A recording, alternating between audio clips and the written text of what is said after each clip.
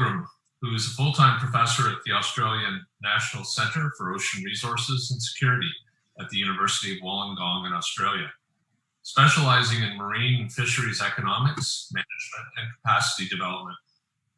Professor McIlgrom holds a Bachelor of Science in Fisheries Science from Plymouth, a Master's in Sea Use Law and Economics and Policy from LSE, and a PhD in Economics from Queensland.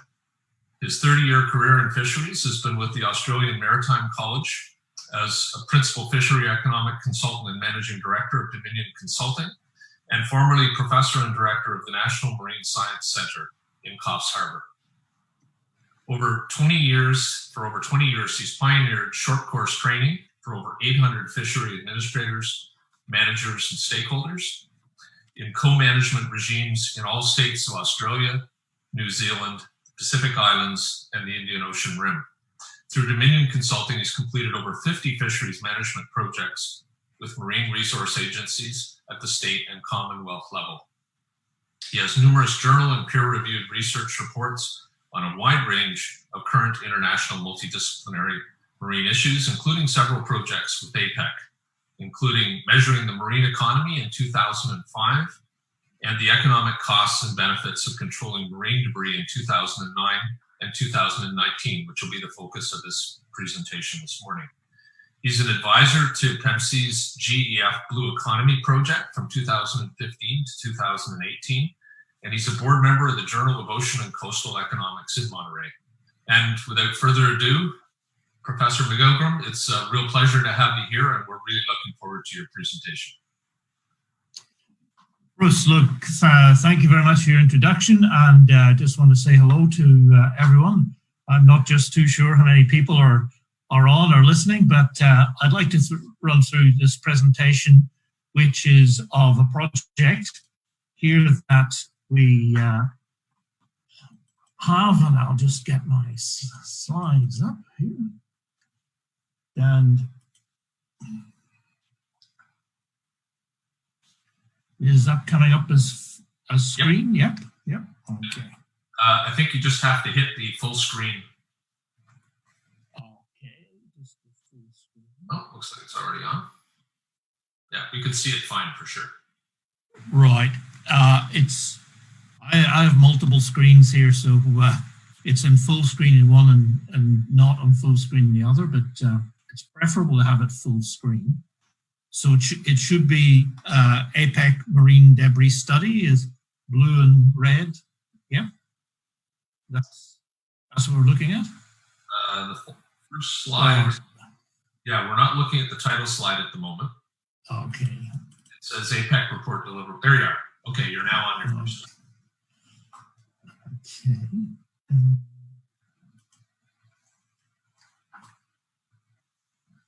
All right, because that's still just not quite the full. Let's see if I can adjust that. Okay, we'll use as is and see how we go.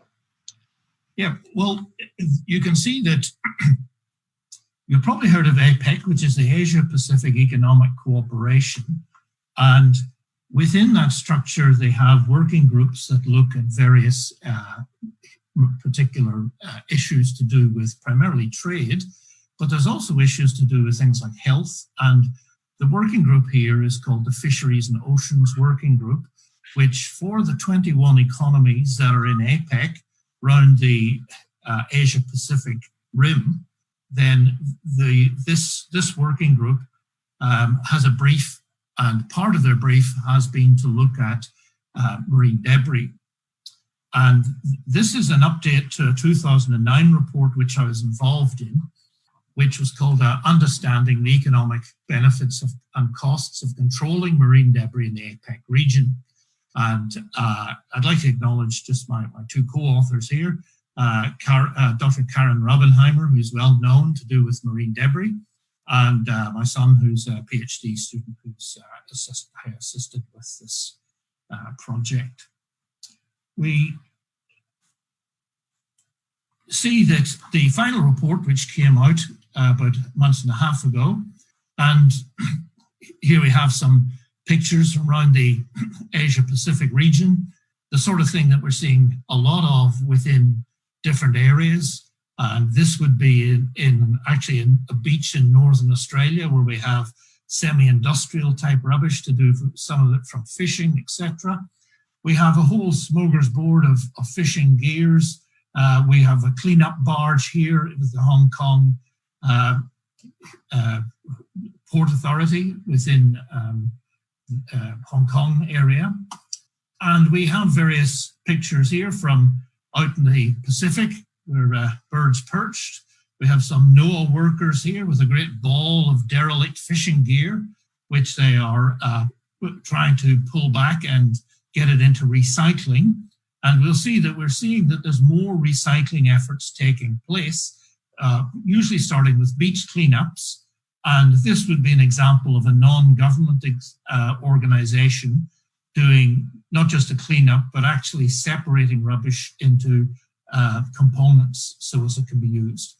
And we see that marine debris is defined as anything that's primarily man-made. So for instance, there's always questions whether great swags of broken tree limbs that come down rivers are sort of marine debris or aren't, but generally we're sure that marine debris is stuff that's been manufactured. And we see in the bottom right here that this sort of packing and tape that is prevalent all over, and we'll see that there's some types of marine debris are prevalent all over the Asia-Pacific area. So the basis of the report, and what I want to run through with you, is that there's sort of two parts here, where I'll run through from 1 to 9, which is the report, which is to give you a little bit of an overview of the way discussions happen at a high-level forum like APEC.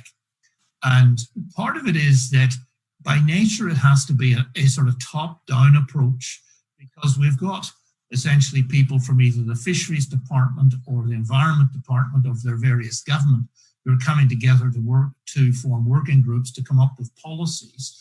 And like all international bodies, there's no one top dog. Everybody has to cooperate and try and work out what we do about some of these various problems. So 1 to 9 is what I would have delivered. And you'll see that, for instance, when we get to 8, I'll abbreviate quite a few things here, but I want to give you a feel of some of the big issues that there are behind the fact that plastic turns up on a beach somewhere. Yeah, it seems very simple, but believe me, that is the end of quite a complex failure. And not just failure at one level, failure at many levels. And I think this is what we want to try and show you. And then lastly, what can we do about it? Well, I've dug up a couple of examples here from talks that I've heard that come from the particularly the Asian region, since we're looking, and one which shows us some dive cooperation which is happening in Indonesia, and then some Asian examples in terms of recycling projects that are happening under, in this case, USAID. But again here, in the report, quite a few of our photographs were provided by Tangaroo Blue, which is an Australian non-government organisation who do a lot of work, and you can see the whole miscellaneous nature of particularly derelict fishing gear that is in particularly northern Australia. We don't find it so much in southern Australia, but in the very north coast. So a lot of it is actually coming from oceanic sources, we think. So the report was to provide an updated assessment of the value of marine economies. By marine economy, we basically mean industries that are definitely marine, so things like fisheries and aquaculture, shipping. Yep. Then we start to go wider and think of tourism and recreation. But it was noticed that it's really important that government actually have a sort of blue filter and have information on just what the economic activity is within their marine industries. The segmented nature of various marine governance So for instance, the Fisheries Department, who may not talk that often to the Marine Department, very often it means that the marine area is not well represented and doesn't represent itself too well to the rest of government. So one of the ways they can do this is to come up with a value of their marine economy. The second big picture here was the economic impacts of marine debris in APEC. And in 2009, we'd estimated a figure at that time, which was a damage figure of $1.2 billion in 2008-9. And there was a feeling that we should look at that again. And the third one was a realization that particularly in the Southeast Asian area, that there are a lot of major urban marine debris hotspots. And surely a logical way to address these would be to find some of these hotspots where targeted interventions really would make sense. Within here, we wanted to try even though it's a top-down approach, but look at some of the things that are happening and good practices. So for instance, the technical effectiveness of marine litter devices, such as river traps and harbour booms. So you may have come across some of these floating devices that are happening. Do they really work? Who looks after them? What happens when there's a huge flood? I mean, there's lots of practical problems about sticking something across a river, yeah? And these are the sort of issues. But it's very valuable in a forum of 21 economies where something that works in Korea, if they actually say, hey, we have found this works, it's really quite beneficial to see the benefits that can spread from information. The other thing is the cost and benefits of potential solutions. Just how much money should we spend on cleaning up the oceans? Yeah, well, that's a very difficult question, but I mean, even on a local scale, how much do you want your municipality to spend cleaning up the local harbour or the local beaches? Because you'll probably end up paying for it in your rates or something similar. So cost benefit's important. And to provide policy recommendations that may actually lead to a reduction in the amount of litter leaking into the oceans.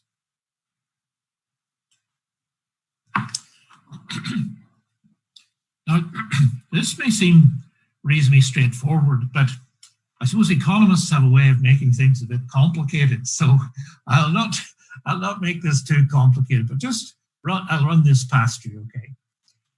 What we're measuring here is the damage that takes place. And we see the damage, and particularly the direct costs from damage, being things like when a ship is out there and it runs over rope and various things, well, you get propellers and thrusters and maybe your outboard.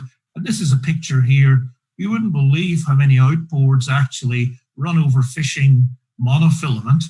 And if where that guy's fingers are, it forms a little very red hot ring of compressed plastic that doesn't do much for the membrane in here. And there's all sorts of oil leaks and damage. So all over the APEC region, you can imagine that between yachts being tangled and this, there's actually a loss of opportunity taking place. It's the fact that you've got to go and get this fixed. So that's one part of the damage, but you're not actually doing what you want to do. If you're a ship, you're losing time, etc. And these are economic damages. It's not just the cost of fixing it, but it's the cost of opportunities foregone as well. So we see here that with fishing and leisure, and diving could be part of this, well, there's frequent interactions and there's all sorts of problems with sorting and handling. And particularly in Southeast Asia, very often marine debris becomes a food health issue. Some of the pictures where debris has become chronic, it takes on a dreadful grey colour, and even the fish have this sort of horrendous grey sewage/marine debris type thing. So in the most chronic areas, there's a lot of damage taking place to simple things as from fish. tourism, and definitely diving comes in within here, but it's not just the cost of picking up the material on the beach. It's the lost income for operators in areas, and the fact that somebody who would come to your area, when they hear about the marine debris, they're going to substitute to another area. Yeah, so they may not come to your dive site because they've heard that it's not that crash hot anymore, and therefore you lose out on that income. And a prime example of this, and one of the reasons that the original study was done in 2009, was that they said, particularly in Asia, very often when environmental pictures look at maybe an animal that has been tangled in fishing gear or something, culturally, sometimes there's not the response that there might be in America compared to in Southeast Asia. So, but one thing that's pretty universal is if we have the old hip pocket nerve, if we have something that impacts people in terms of expenditure, then it was felt that one of the best ways in Southeast Asia was to say, look, this is really costing.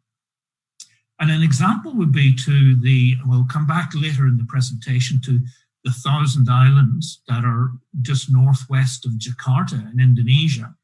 And I came across a case there of an international hotel company who would have been looking at doing and building a hotel resort. They did one or two preliminaries and thought, well, we'll tidy up the beach and see what happens. Well, the beach just filled up again with marine debris. So they pulled an investment of $20–30 million. Yeah. Now, that's the sort of thing where somebody in government says, hold on here, that's not coming to our country, that's going to somewhere else. So it's at that level that we believe that we can get political traction in this whole area. These are the direct costs, and in behind we have indirect costs. And obviously these are of concern to all of us, which are, what is this marine debris and plastics doing to marine life and to the whole environment? And these are very difficult to measure. So the approach that we took in the first study and this one is, let's drive ahead with measuring the damage that we can actually measure and can argue the case that the indirect costs of this may well exceed direct costs by a lot. But we got to start somewhere, so let's measure what we can measure was the approach. We then have a slightly different take on costs, which is the idea of cleanup costs or remediation. And these are quite universal. Believe it or not, up the top right-hand side is near the Los Angeles Port Authority. Yep. So this is not just a Southeast Asian phenomena. Here we have an actual a picture from Korea, where we're looking at like a government operation where they're using a grab to actually pull netting off reefs and things to try and restore the caliber of their fishing, because there's been so much gear that it's fallen away. And down the bottom here, this looks like somebody with a handful of ice for their gin and tonic or something, but it's not. This is what we call plastic nurdles. And these are the raw material that plastic comes in that you then put into a machine, heat up and extrude whatever you want to. So these are shipped in containers, and anywhere you probably have a container spill off a ship, there's every chance that plastic nurdles are going to be released from them. So with remediation costs, we see that waste remediation costs are primarily for municipalities adjacent to the sea. So it's the city council, your local area municipality is responsible. We'll see that tourism has both private and public cleanups, and there's expenditure of those, direct expenditure, but not only that, a huge amount of volunteer type time. And this opens up a question that if we actually just clean up today, are we going to keep cleaning up forever? Yep, so we actually need more than the cleanup. But it's just like at home, you got to start with a cleanup, you got to act locally, but really we want to try and get to the bottom of this whole problem. Lost fishing gear as well, lost shipping accidents. And it's interesting that the legal framework within some of these shipping accidents, one of the mentions in the report there is of a cleanup cost off New Zealand, where nurdles and various things that came out of container, there's something in the order of $600 million involved in a huge environmental cleanup. It's unclear to what extent that was marine debris, but we're not talking small amounts here once shipping legislation really kicks in here. And we don't have that in other areas, but it's very interesting that insurers and the shipping industry are aware of marine debris, or becoming more aware. The costs that we have here, and if I go down to the front in Wollongong, it's a nice coastal city, nice beach. Here I find a tractor early in the morning driving up and down, and behind him he's got a sort of sophisticated triangular rake on a little trailer that costs about 25,000 Australian, let's say about 20,000 US. And it's very good at picking up rubbish. It means we don't have to pay wages. But if you think about it, that's scarce capital that's being spent on that particular machine. So that it would be really preferable if we weren't spending on mopping up equipment, but if we could take some of that money and put it into prevention on the old basis that prevention is better than cure. But again, we sort of start where we are. It's interesting that there's no national instrument, no national estimates in total of remedial costs. So these are happening all over the place, but nobody has sat down and really added them up. And even within the study, it doesn't take you long to come to very high totals within this remedial costs.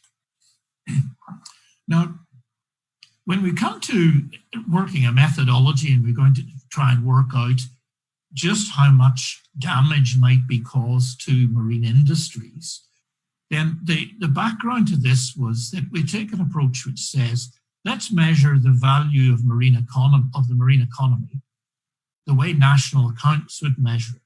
So we have this thing which is called gross domestic product, GDP. And what it means is it's the final value of goods and services in the economy. So if you're a highly developed economy, it's a large number. And if you're a less developed economy, it's a lower number. Now, within that general economy, can we actually pull out the industries and the value of the industries, and we call that the marine economy? We then came up with a method in 2009, and we said, we think that the damage at that time, and we had one or two papers from Japan and different places, but one that's basically said that the damage from marine debris was probably about 1/3 of 1% of the gross domestic product associated with the marine economy. In other words, fisheries, aquaculture, shipbuilding, or transport, marine tourism. So less than 1%, 1/3 of it. And what we've done subsequently is re-estimated the marine economy, and we want to actually try and measure this as damage from marine debris.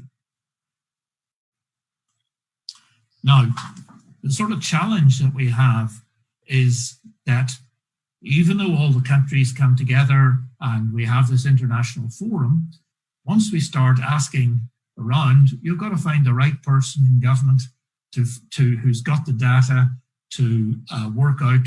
You're talking to the right department, and very often the data is reasonably checkered. So we have some economies in which we weren't able to actually get a total estimates, but overall, where the X's are, we have down the left, oil, fisheries, shipping, etc. These are the different sectors within the marine economy. We were able to get probably something like 80% or more of the key value sectors. So for instance, oil and gas is usually quite large, but outside that, fisheries, shipping, marine tourism are some of the more significant expenditures and where the activity is happening. So putting those together and the available information, we see that the marine economy, and this is the activity that probably diving will be part of this, and a small part of it, but we'll see that somewhere within Australia, I'm very familiar with this figure, that this is about 3.9, about 4% of the total economic activity of the country, okay? So it's very unusual to actually have, and Canada's on 1.5%. So we see that developed countries with a large industrial base, that their marine activity tends to be quite small by percentage of total economy.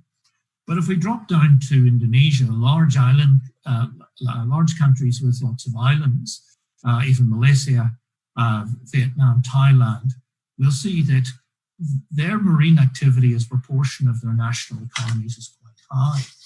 And we've really just begun to understand this, that they have a high dependence on the ocean. And this really starts to make a difference when we start to look at the impacts of marine debris, because it's really saying this is a big economic issue for them because of their level of dependence on the ocean. So these are big figures in terms of the understanding here of the total economic activity within APEC. In 2015 would be about 44 trillion a year. But we're saying that the marine economy is about $2 trillion. So it's about 4.7% of total activity. So we're reasonably small, but what this sort of 5% level here means that we probably should be able to get the ear of government, because we are significant. And the other thing is that this is growing. 10 years ago, this would have been something like 3%. So putting them into a graph here on the right-hand side, and this just shows the marine economy as a proportion of the whole of GDP, and you'll see that the correlation is quite clear there between developed countries, industrial economies, and less industrial here. So they've grown significantly, and I've covered these. There are still definitions and some difficulties within producing these reports, and it'd be desirable that actually APEC would develop a framework, and this study is part of a contribution to that, developing a sort of ongoing framework so as we can have a handle on what's happening in the oceans, and that's quite important, the idea of blue economy. Now, looking at a breaking down of the marine sector, if this is the 2 trillion of the whole marine sector, then we basically tried to apportion the extent to which we have components within here. And we'll see that marine tourism is really quite a high component of this, and recreation is a high component of the marine economy.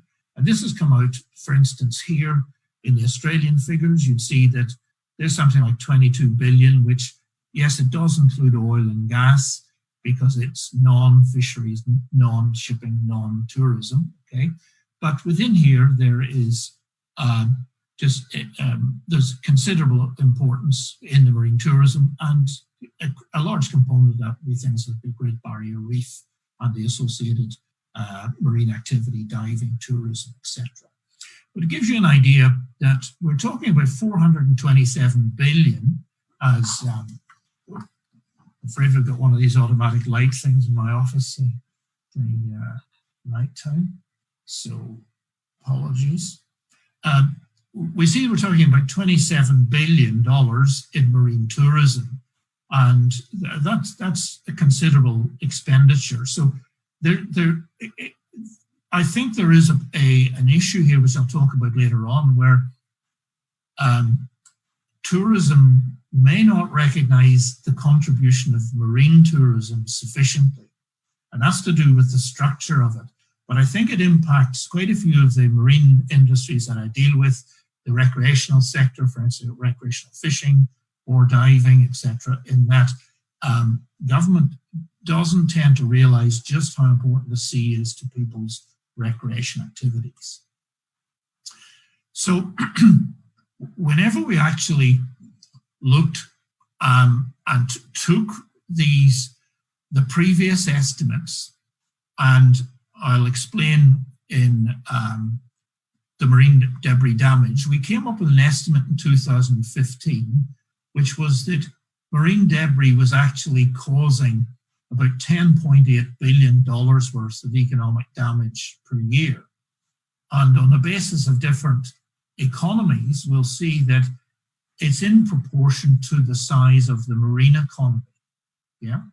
So of that 10.8 billion, it's significant that about 13–14% was fishing and aquaculture, the damage to shipping about 27%.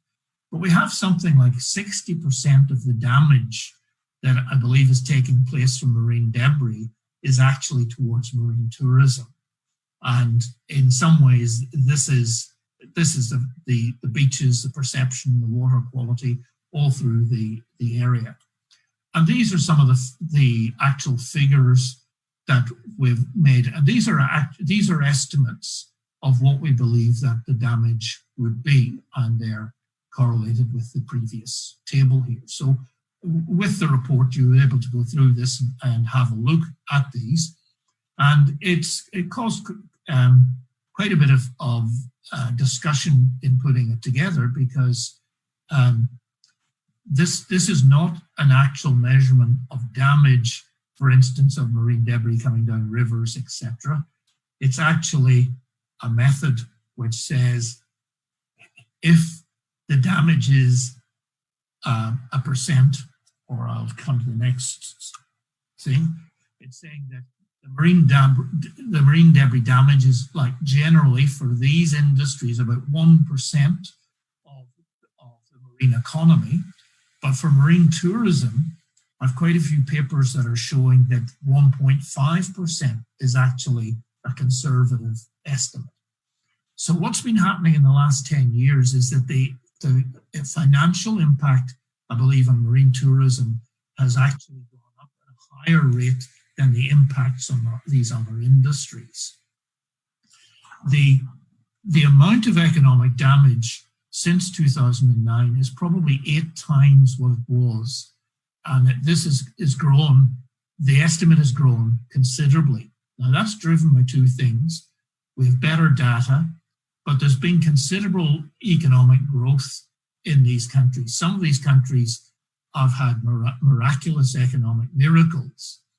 And it's something I want to run past you, that basically what we're seeing as dirt in the ocean, plastic in the ocean, is pretty much the equivalent as to what happened in England with the Industrial Revolution, where people were walking through cities that had smoggy atmospheres, etc. Is that basically plastic in the ocean is a consequence of economic growth, and it's just been mismanaged, and we should be able to manage it a whole lot better. And I'll come to that in a moment or two. So why should we do something about this 10.8 billion? Most of us have difficulty sort of feeling what $1 billion is. Yeah, I'd like to feel what $1 billion is there, Bruce, but 10.8 billion. But if this is per annum, it's basically saying if we sit and do nothing to 2050, it's like $200 billion hit to the economy. Essentially, it's what the 21 countries, economies in the whole Asia Pacific are missing out on. So we have a problem here that we can't sit and do nothing. We got to start to position these countries. Damage is costly. I'm laboring hard that business as usual is not an option, and marine debris needs to be controlled. And one of the problems here is, if it's got that amount of damage, an economic rule of thumb will be is it'll probably take that amount or more to actually fix this problem. Yeah, because we'll see the damage as a consequence of all sorts of behavior. The good news, though, is that if we look at the costs and benefits of marine debris and hotspots, In the previous report, which you probably still can find, but on the APEC website or through the internet generally, but the relationship of cleanup, and this is a little diagram that economists use. It says, here is the cost per ton, and here is the stock of debris. So as the stock of marine debris, the pollution essentially gets higher here. The cost of picking up another unit of it actually decreases, and that's this line here. So picking up another unit decreases. So when you've got a lot of marine debris, so as you're looking, you're saying somebody should do something about this, it actually is reasonably low cost to do something about picking it up. And it's actually got a high benefit, which is this curve, okay? One of our problems would be that when marine debris is chronic and we're here, it's very obvious that we can spend money and we can actually improve the situation. But if we have somewhere, and an issue in Australia is that some of our beaches that are reasonably pristine, that it doesn't actually really pay to pick up marine debris, okay? That the council sort of go, well, it costs me this, but it benefits me this. We don't really need to pick it up.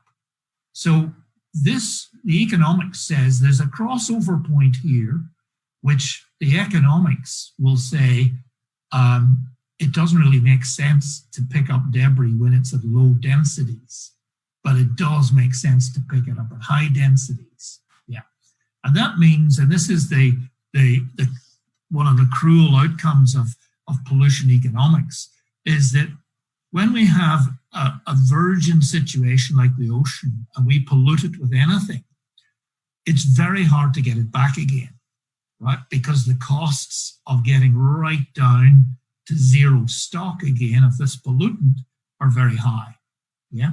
But we can get it down to more livable levels. So this is what we're trying to actually do here. Hotspots are one of the keys to control. And we want to run through just a couple of case studies here prior to just looking at some of the recommendations, looking at the benefits of government cooperation. And there's two examples. We want to look at US and Malaysia. The idea of waste picker schemes with benefits, so in an example from Chile. The viability of recycling schemes, this one's from Indonesia, and the cost benefits of a technical litter trap, and this one's from Australia, where we'll have some information. So if we look at some of the different approaches that can be used to starting to address marine debris, at a high level, like at APEC, we want different economies to look at best practice in government. And very often, one of the things that's tripping government up is that the departments don't really talk sufficiently to each other. That's the simple view. There's just not structural communication about marine debris. I would have had workshops in different countries, and when I ask a simple question, whose responsibility is it to look after marine debris? And I have people from 5 government departments, and they all sort of look at each other, half blame each other, and generally it ends up with fisheries copying it because people think marine debris's got more to do with fish than it has to do with the Port Authority. And the Port Authority, they say, well, we clean up our little bit, we don't really have a mandate for the rest. So we have lots of people sort of disowning the problem. So one of the major things we want to do is to get better government structures here. And an example of this in Malaysia was this River of Life project, where essentially they were taking a river-long approach, because one of the correlations there are in terms of generation of marine debris is, number one, it's correlated very much with high populations. So big cities produce a lot of marine debris and plastic. But the other one is if you have lots of coastline or lots of river line, internal and estuary type areas, then lots of the particularly poor people in Southeast Asia, the disenfranchised somehow manage to live on the waterfront. Yeah, unfortunately, it's not a good living in the waterfront. It's sometimes the poorest quality of land, and lots of the plastics and things end up. So here we have a government solution where all the people along the river are actually talking to each other to try and address this. So here's two examples of sort of top-down how government can react. Let's drop to right down to the bottom up. Here we have a lady in Chile who is quite an impoverished community, and they have come together and they use a small app and telephone that they can actually generate and find out from the app that if somebody has waste, as in paper to recycle here, that they'll be able to find that person, and it turns the technology turns this into a viable business for waste picking. Yeah, we have these in there's versions of this within Bali in Indonesia and different cities. But essentially, one of the at the very bottom, we see that we have poor communities, we have disenfranchised groups, very often women, youth, disabled, and we're looking at actual structures here that can enable disadvantaged groups to take advantage of this. And waste picking is actually really quite a good solution.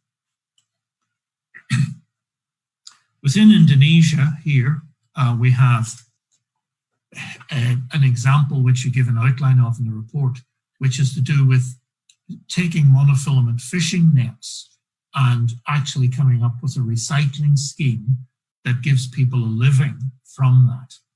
So very often one of the issues has been that well-meaning outsiders come along and do beach cleanups, but they don't really lead anywhere, because the reason very often we've got the problem is that a lot of less developed countries don't have the municipal waste system that we have, in more developed countries.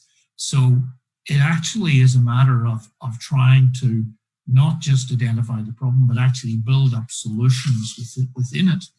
And one of the solutions here was to help them in terms of actually how they recycle the nets, what they need to do, and to actually get them a price for it, to get a market for it. Because we believe that, and where the private sector comes in, is if you can put a market, a price on plastic, then it becomes a resource, and somebody will get that. And years ago, I was in Bali, and I was just checking on my hotel room, and I was swigging down a bottle of water just at the very end of it, and the little guy was looking at me very intensely, and I said, "You want the bottle?"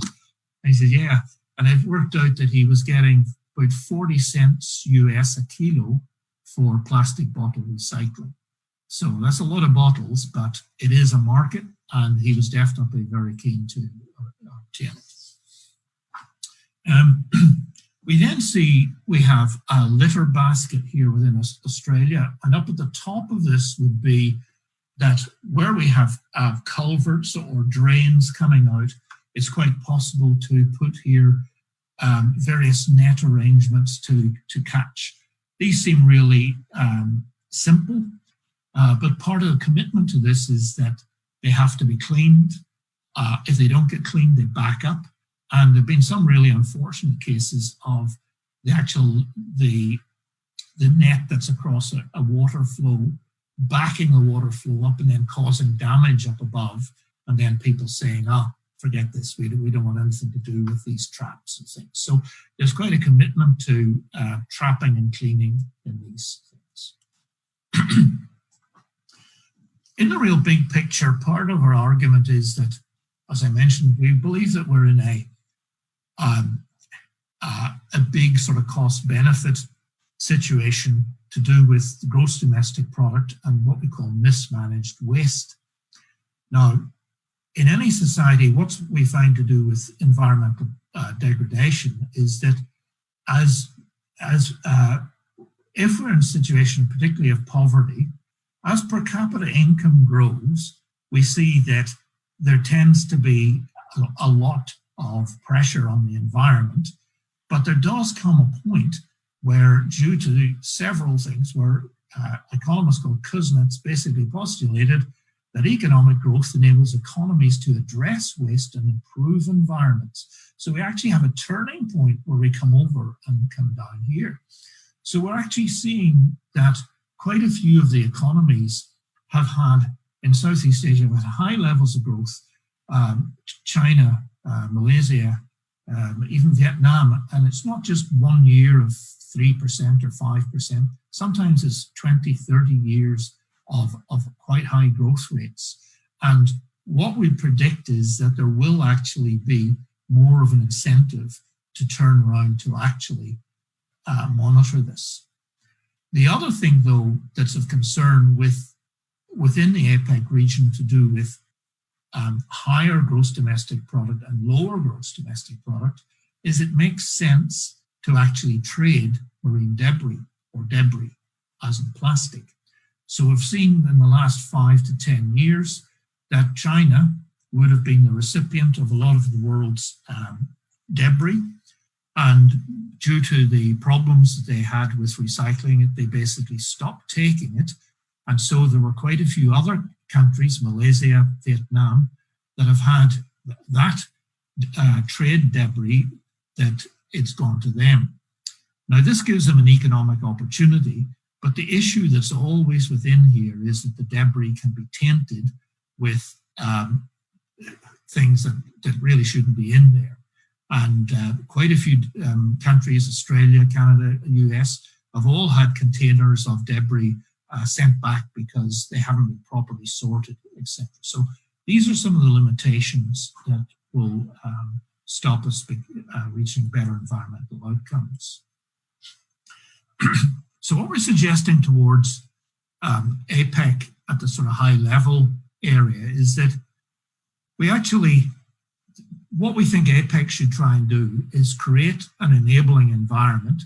What that means is that governments coming together should hopefully give high level commitments to make things happen, that they should understand and promote the fact that marine debris involves risk, that it's got damage and it's damaging economic values, that there needs to be more systematic collection of data, and there has to be more consideration of sort of long-term policy in here. So our aim at a high level would be to try and get economies to build robust economic and policy systems that autonomously by themselves deal with the life cycle of plastics to prevent future marine debris. Currently, a lot of the debris that we see is called mismanaged plastic waste. And it's because of the failures of the waste system and also sometimes wrong incentives within here. So as we have pricing issues that can be a problem. In looking at how we think the policy should be recommended and who should do what, we said, well, let's try and break things up into actors. We think of just different actors out here. So for instance, there's member economies and then provincial governments, maybe governments in a region, and they're going to think in a certain way. They're going to have a certain amount of empowerment and legislation. You're then going to have people who produce plastic. Well, they're not going to really think the same way as government people do, because the amount of plastic is projected to double by 2020 and then double and double again by 2050. So we're looking at a huge amount of plastic being manufactured in the future. So we think that producers should be looked at separately. Then we want to put on a pair of glasses, which are consumers. To what extent is the plastic my fault? Yeah, as a consumer. I was giving a talk one day and it just sort of came out where I said, hey, let's face it, we're addicted to this stuff. Yeah, it's really useful. Yeah. And one of the problems is a very useful product. Just look at like the COVID crisis and plastic that's wrapped around the hypodermics and stuff like this. It's very low cost sanitation in some ways. And yet once it gets in the environment, it's very high cost. So these are some of the issues that we have. Some of the key sectors, and then what research should we actually do? We tried to pitch this in the background of 2 reports that had happened, where there'd been one which looked at policies and practices. And in 2016, APEC said that these are some of the principles that they should do, that they wanted to measure and reward progress, streamline decision-making, trying to improve outcomes by financing all phases of integrated waste management systems. Now, this would involve getting the private sector involved, having innovative and transparent funding, reward recycling and innovative environmentally sound practice, incentivize entrepreneurial waste pickers, and enforce strong environmental standards.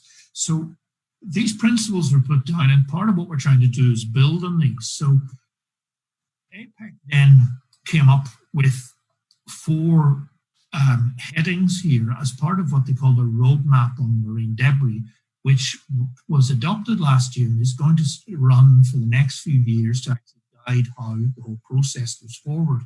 So we've packaged our sort of recommendations within here. And again, it says policy development cooperation, which is government. Then how do we build capacity among institutions, people, etc., to sort this out? Research and innovation. And then lastly, private financing and private sector engagement. So just to keep it simple here, on the member economy and financial area, we see that we've got things like having good committee systems, having good strategies and action plans, supporting end markets, having legislation for extended consumer, extended stakeholder and consumer responsibility. In other words, if I make that plastic bottle, then there should be some responsibility to try and follow it through the life cycle within there.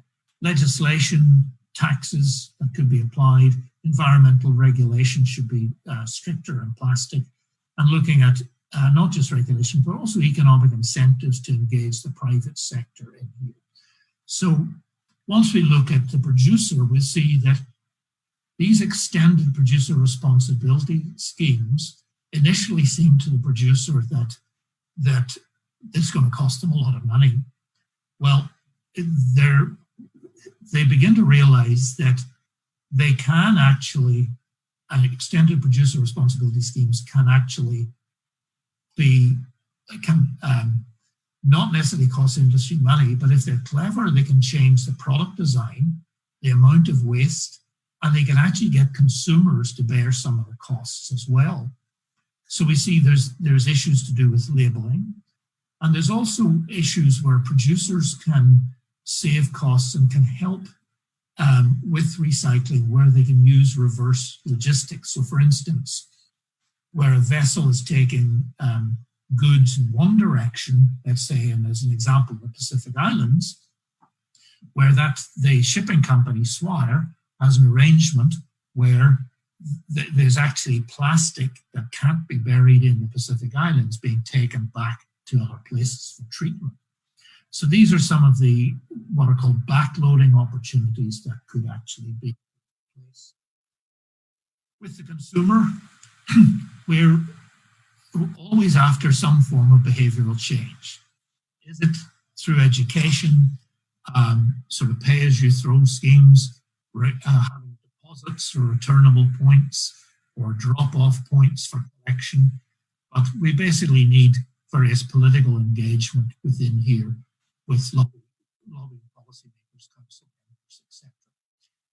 There's also key engagement areas, and we'll see that tourism would be in here, that we really think that there needs to be a whole lot more in terms of things like codes of practice and good best practice understanding within this sort of area. And then in terms of research, there's huge questions to be answered between plastic is the byproduct of the oil industry. About 10% of oil comes out of the ground, ends up as plastic. And it could well be increasing with gas being converted to plastic, and plus the advent of lithium and things with cars could be that more petroleum might be substituted with plastic. There's needs to be able to reverse the polymer process that creates plastic, and we call that pyrolysis. And there are some interesting examples where there's a company in Europe where a entrepreneurial chemical engineer has a plant where he can bring in plastic as dirty as you want, and he basically does his magic with it under compression, heat, and various things, and out drives a truckload of diesel. Yeah, so you can actually reverse the process back here. But this doesn't actually solve the carbon problem, because plastic ultimately is part of our carbon problem, but it certainly does mean that we have chemical solutions to some of this.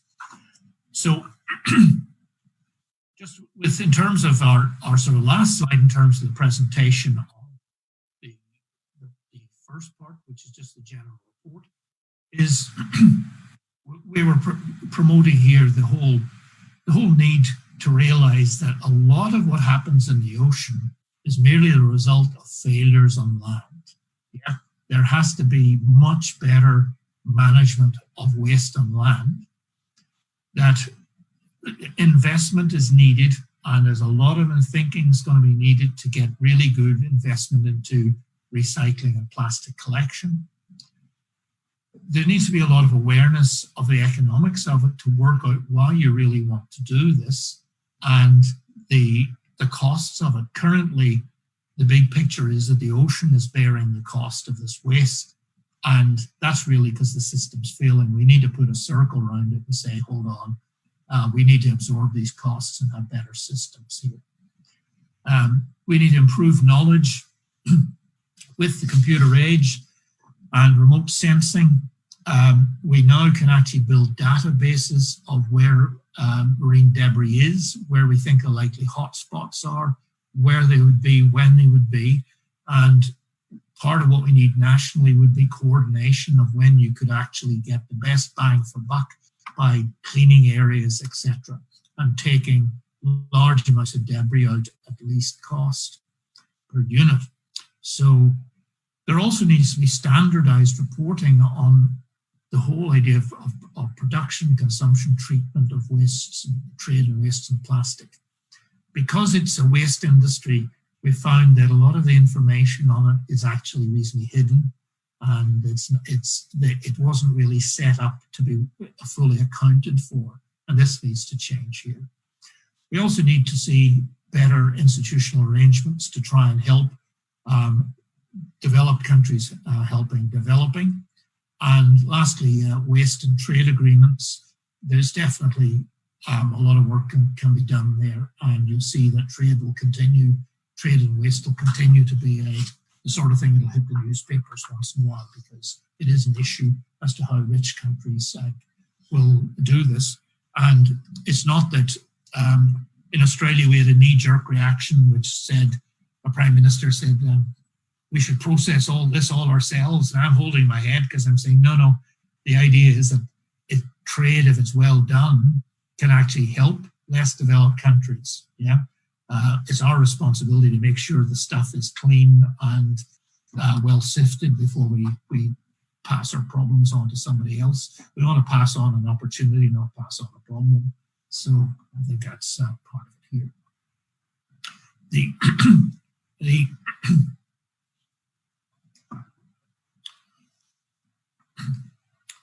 I now have about 5 slides and then some illustrations, but if I just take the next slide, and realizing that most of you will be mad keen dive people and tourists, tourism industries, and looking forward to your next trip and generally being underwater.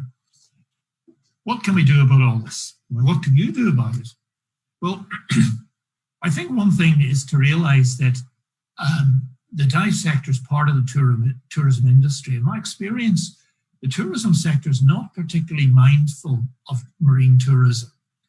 And I think it's quite important before you get a lot of traction in going up the way is that marine tourism needs to be recognized as a significant contribution. It's, if you look at it, the definition of not the marine economy, but the coastal economy would be that the area of land that's sort of 50 kilometers, the first 50 kilometers from the ocean, generally, as the coastal economy, produces way more than its area proportionately in terms of economic activity. So people like the coast. They like the coast, the things the coast brings. So an awful lot of the motivation for tourism is actually marine activities. If we then come to a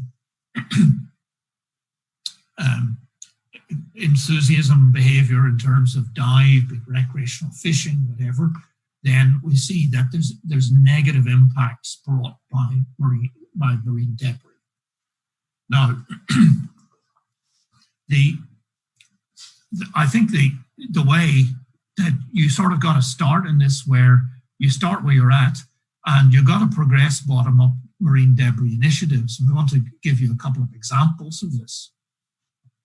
So one of the key conceptions would be, every time I get into a taxi in Australia, and I now play a game where they ask me what I do, and rather than tell them a whole lot about teaching students boring things, I say, oh, well, I do about marine debris. And every taxi driver turns to me and says, do you know there's a huge patch of marine debris out in the Pacific Ocean? Right? And I'm smiling because I have a key researcher here in Australia who's a sort of world authority, and he said, well, actually, yes, that was true at a time, but basically it's all broken down now and it's in the water column and this, that, and the other. But the thing that's important here is that this concept of out in the ocean has really engaged people, that we're desecrating the ocean, that whatever. So I don't want to dissuade people about that. But if you look at the actual latest research,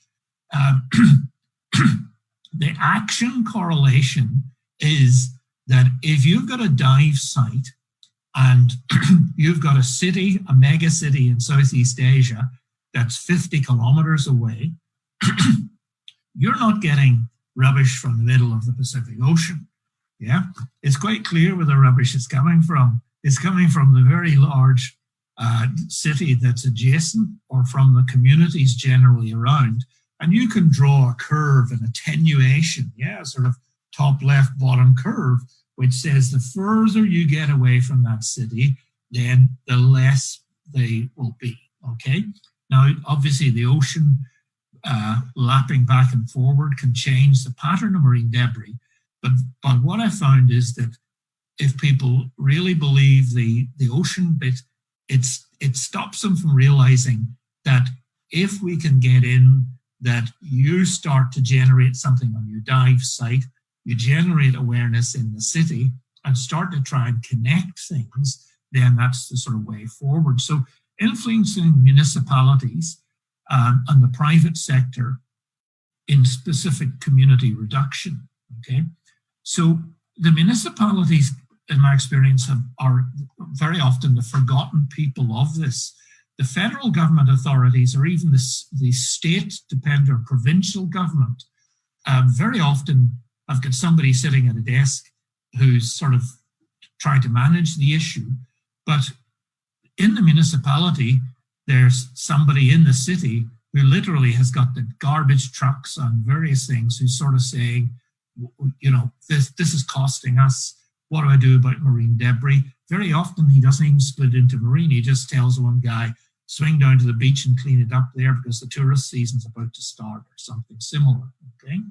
So within here, and particularly in Southeast Asia, connections with the municipality and then with specific communities adjacent to the sites, as in the diving sites, is very, very important. Yeah, that there's a whole goodwill factor that you want to lean on here. So My colleague Karen, who's a keen diver and has gone to Rolex events and all sorts of things. So I'm asking her, we're deciding here, and we're saying the first thing that as an industry you'd want to do is to adopt best practice in your operation in terms of marine debris. So, you know, make dive operations plastic free where possible, avoid giving clients individual plastic bottles of water, use refillable water stations, or sell or promote bringing refillable bottled waters, no plastic cutlery, plates, straws, etc. on boats. Support campaigns to ban single-use bags. So raising awareness among your clients about the issue, but also here in thinking about how your operations work, very often providing your clients an opportunity to make a difference. And that would be that presumably in a dive trip that might be happening, that somebody decides they've either done as much diving as they want, or whoever they brought with them is now bored to death and wants to do something else. So maybe this is a good time to drop them off in the local beach, make friends with the local community, and try a bit of education within you. So we see a link here between this internal actions that the industry could take and then basically the external ones. So it could well be because of the dimension. I mean, you spend a lot of money going to do a dive part for you know, $50 US goes a hell of a long way in some small community in terms of generating of putting together a program, etc. So we'll see here providing financial support for local waste management programs. Very often the NGOs are actually there, and you want to look particularly for those that promote job creation for disadvantaged members of the community. This is not just altruistic, but there's a pattern that particularly, and we do quite a bit to do with aid and disenfranchised groups, but basically the provision of jobs to the poorest, they have very often a low opportunity cost. So if they have a job, they're going to hang on to it, yeah? And it actually has a lot of residual community benefit. So if you can create something that's low, it might be incredibly low to you in terms of less than $1 a day or whatever it would be, but sometimes they're very valuable to the communities that are here. Organizing beach cleans with staffs and clients must go, but part of the experience here is that it actually pays to collect data according to a recognized methodology to allow meaningful interpretation. So imagine you started this, you want to actually have your 2020 set of beach cleans or whatever you're doing, have a simple methodology that you know from other experience that you can run over the next 5 years, so as you can actually, at the end of 5 years, say, look, we've been doing this now, and here's the story. This is the contribution. We've collected so much, done this, and we've found that this is part of a key part of experience. Other areas are that even though you might be interested in the reefs, one of the key issues in most Asian communities is mangrove restoration. Mangroves are great at preventing litter entering the marine environment, and they perform a sort of good barrier in many ways to help a lot of the rubbish not get out into the reefs and things we are interested in. And again, we have the idea of having village education programs on proper waste management and ways to do that. Now, I have to, if you've got, Bruce, I'm not sure how we're going for time here, but I'm probably taking a fair amount, but I have 2 examples of talks that I can just flick to quickly and give you a few visuals on things that are happening in Southeast Asia. So if I can just do that, you can see this one. Yep. And this is an Indonesian group which are called Divers for Clean Action. And this talk was given, Karen picked this up. You can see that there's various cleanup and remediation activities that are happening.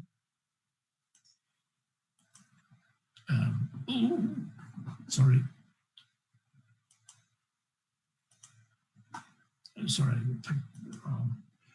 It's in the area to the northwest of Jakarta, up in the Thousand Islands here, and it's in this Pramuka. And the sort of issue that they're saying is that they would have had something like 1,000 visitors in 2003, and that's now up to about 81,000. So as some of the countries have had a little bit more economic prosperity, there's actually more pressure in quite a few of these areas. This is the way it is at its most desirable, and we see, though, however, as we move in Southeast Asia, it's quite possible that as we move towards where humans have been, that here we have a very brave enemy that's in amongst what I'd call here chronic sort of marine debris. And we'll see that there's various sort of contradictory mixes within here. And again, this is a very sort of chronic situation where the reef has been badly impacted over time. So the degree and extent of some of the habitat impacts have actually led to some of the programs. And you can see here their site is marinedebris.id, and they have a research program here collecting data, various campaigns and workshops, community development, and the idea of debris, combating waste and debris problems within here. They have various graphics about what they sort of achieve in terms of their various waste schemes. And they've been able to use the data that they have to give an overview of the relative amount of debris in various areas. And again, the types of waste, and you can see that plastic is 22% within here, and various forms of waste. But something that's coming out from the bottom up is that in many of the developing countries, there are a lot of young people involved, with the age of something like 60% under 35 years of age, that women's groups here are very interested in actually having practical things to do and in actually making things out of very often marine debris on the basis of trying to actually get things like school fees from small income, generating more income. So these are opportunities that are used here, and youth inclusion here, looking at the idea of trying to increase the rate of recyclables from various areas. And this gives you an idea where the part of the pressure you can feel is that, you know, do I have to go and do this Safe Southeast Asia by myself? Well, there's an awful lot of people out there already who are doing it, who really you just need to team up. A lot of groups that need backing, and very often as being the interest group from outside, you've got a great opportunity to help in these things. So that would be one example. And just very quickly, I'll sort of end this part by showing you that this would be a USAID funded program. And here, this foundation has been trying to make, looking at something collecting recyclable trash and then trying to actually have it, trying to actually recycle it and not let it go ocean bound. And part of how they do this is they have this idea of a network of various recycling banks. And here, with using informal waste collectors, that they are able to actually come up with market by the labor that people are doing here of sorting it. So they paid out something like 72,000 and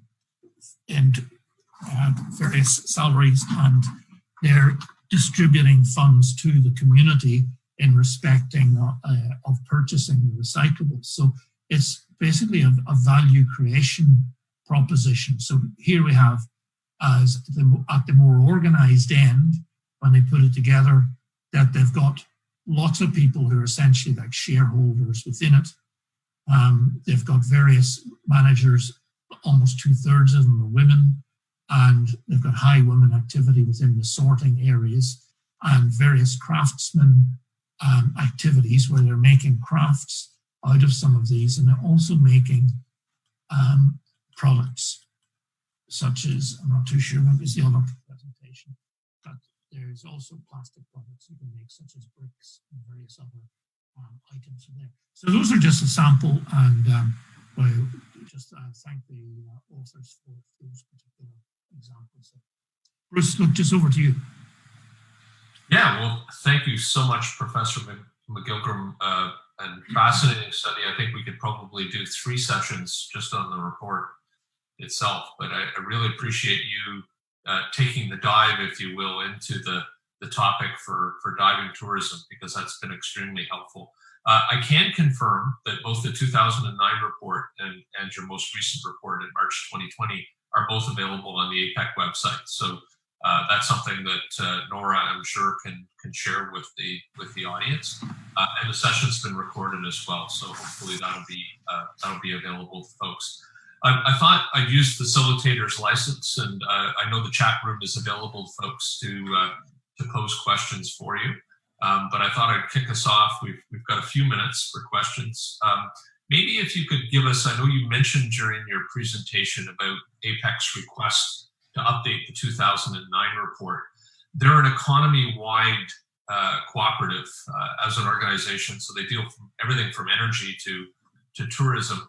Can you tell us a little bit more about ocean debris as a priority for APEC? I mean, obviously they made the commitment through the refreshing of the 2009 report.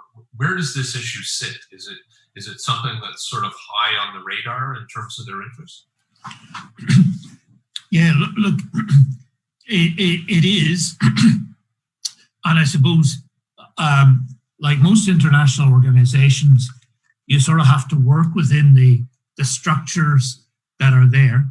So it probably, in terms of the issue, at the higher economic level globally of the G7 and G20, there was quite a lot of interest there. A lot of the same countries' economies that would be there were in APEC.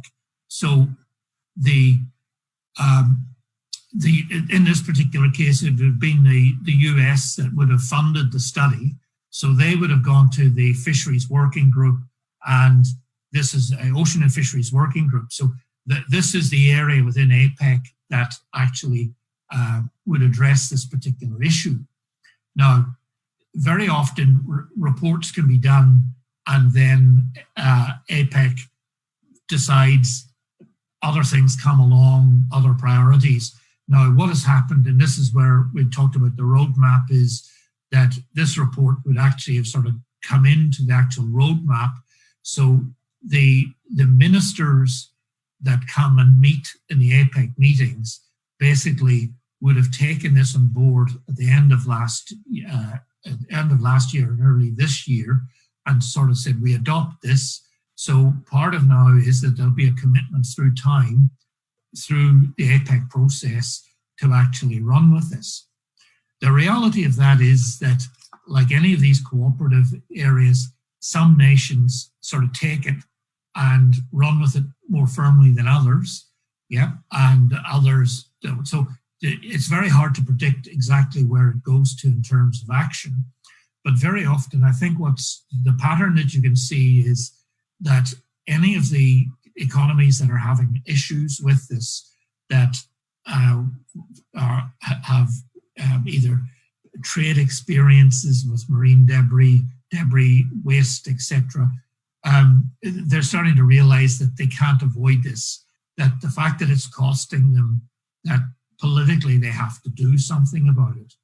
So one of my frustrations would be in Australia, Now, look, we have some marine debris problems on the very north coast where we interface with Asia, but generally the Australian government's sort of saying, hey, we're doing fine, don't worry about it too much, whatever, because most of our coast, we are doing pretty good, yeah?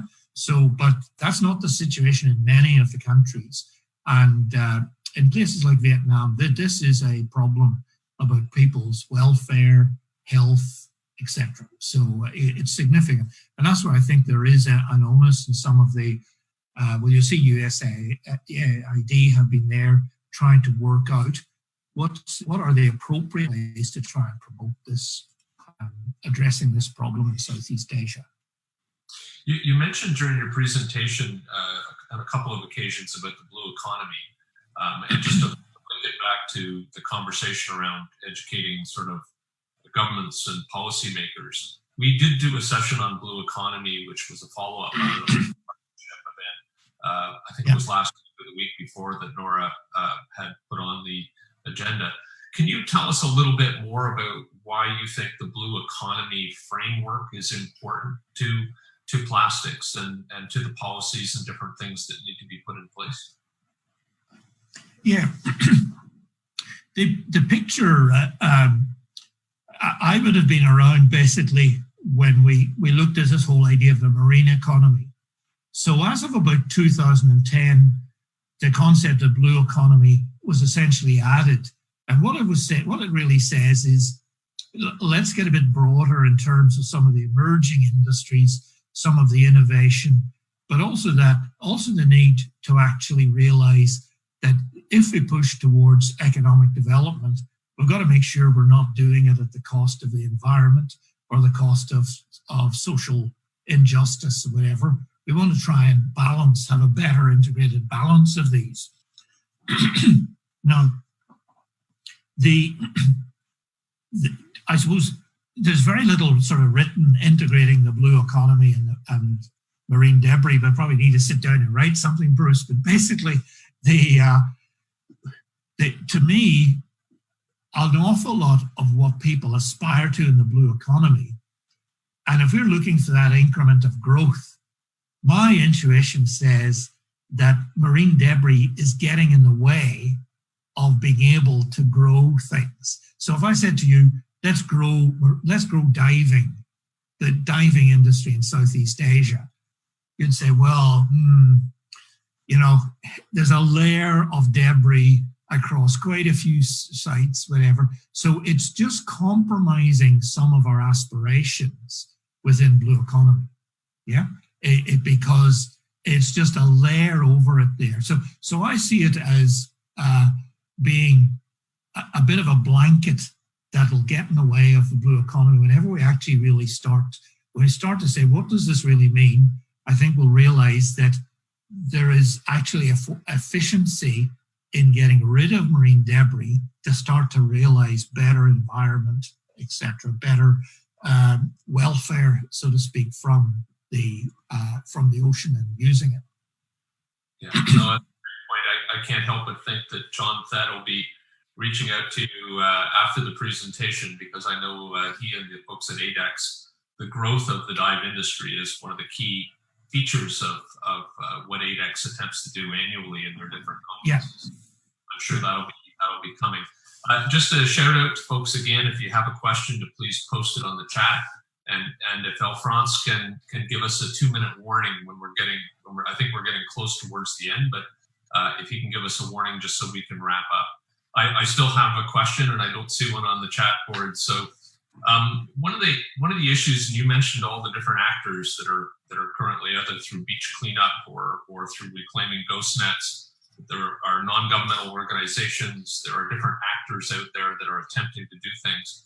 How do you think we can create the kind of scale to meet the magnitude of the challenge? I mean, obviously, when you look at the numbers of what's flowing into the ocean and you see what we're actually reclaiming through cleanup, there's a huge discrepancy. How do you think scale would be best approached? Yeah, well, look, it's sort of difficult, because I think what we need to do, and what I've tried to do, even with my illustration, is that there was a time I've spoken to people in America, and I've said to them, what was the environment like in 1970 in West Virginia or whatever it is? And they'd say something like, gee, there were lakes there that we couldn't swim in because of the industrial pollution. Yeah, well, that bad, whatever it is. You'd have come out with skin rashes and this, that, and the other. But like the 1976 Environmental Protection Act changed that. Yeah, that over a period of time. So what we see happening is that the scale sort of will come about from people being informed, but having an understanding of the problem and the fact that we can defeat it, right? So, you know, at a time, somebody would have said, can those lakes ever be made better again? And quite a few people have said, no, I think they're ruined. What about the rivers in Europe, the Thames, where there were no fish, this, that, and the other? Well, by just sustained progress on many levels, there's no one magic silver bullet. We have to sort of take those things as lessons to say, if we as humans get ourselves organized, some law, some economic incentives, etc., we can beat this thing, yeah? But I think it's coming too near that. I'm a little bit pessimistic with plastics because the one bit that I just feel uneasy about is that even though we do good stuff now, and I made myself really unpopular at a big marine debris thing in San Diego, where the plastics industry was there, and they're sort of saying, okay, well, plastic's growing, it's not really our fault, you know. And I'm saying, well, hold on, you're not doing enough. But I said, you're given the envisaged rate of growth of plastic, we've got to keep doing even more than you're doing. We've got to actually keep. So I just hope that we actually get on top of the production side of plastic. Yeah, plastic has killed off all its substitutes. I mean, if you think about what your father would have talked about, jute, hemp, sisal, all these things have all gone. Right? Is plastic has sort of done all these sorts of things, you know? So it tends to have killed off its enemies a little bit. It's darned useful, but it's really going to be very testing in the face of global shifts in the economy to do with petrochemicals, etc. I think the plastics industry will want to give us more plastic, Bruce. Yeah, well, you know, I'll use that as a bridge point to our last question. It's off the chat room because it mentions COVID-19, and certainly as an example of an international shock, it has increased probably plastic consumption quite considerably in terms of the personal protective equipment and the other things that we've needed to maintain safety. Again, to your point, plastics are useful. The question is, in your opinion, how could the dive industry and the sustainable tourism industry push and take advantage of your study, of the APEC study, especially in this post-COVID-19 period? Well, I would say that I suspect, and I'd be interested to talk to you, the dive industry about it, but I suspect in the big picture, you actually are losing, you're losing trade, so to speak, to other alternatives for people to do because of the perception that dive sites are polluted. Yeah, that at the margin, right? So I'm sitting somewhere and I'm going to take my dive holiday, whatever. I'll give you an example where I went to a medical appointment and the guy asked me what I did. I told him, I said about marine debris, and he says, well, I've just taken my family up to Langkawi in Malaysia, and wonderful hotel, wonderful food, beautiful people. He said, but then my kids went down to the ocean, and because they're Aussie kids, they said, Dad, there's bits in the water. We don't like this, and sort of ran out again. So his verdict was, I'm not going to go there again. Yeah. So it's at this sort of level where I I think it's the systemic, it's that blanket effect where at the margin you're losing that bit of trade, that you can't grow it as well, that the pristine site is 10% less than it was before, or even worse. I mean, I've had people who have dived, I think I mentioned to you before, in Sulawesi, who sort of are coming back and saying, oh, it's just not the place it was. Now, I mean, this is your fundamental asset. And in that sense, I think this is where you've got to realize that, you're selling that experience, and perception is everything. Yeah.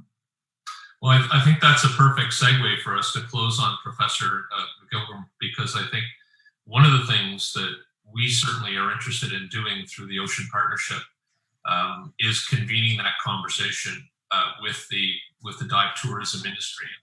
We are, as John Thet and we're in discussion on what that opportunity looks like sometime in the remainder of 2020, because of course we don't know what's going to happen with COVID.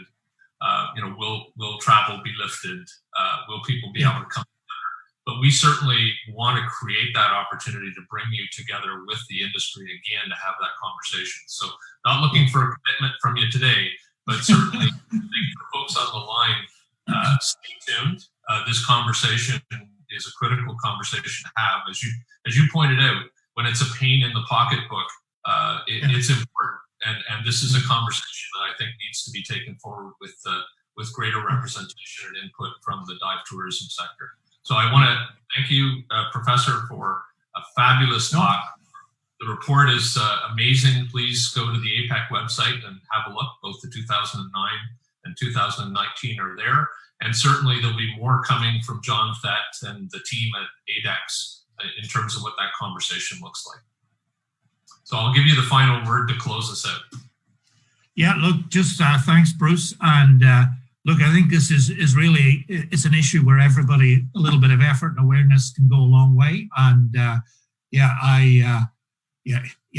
everybody brings their different suite of skills to it. I often have I often have a laugh because my wife says to me, I don't see you down on the beach too often, Alistair.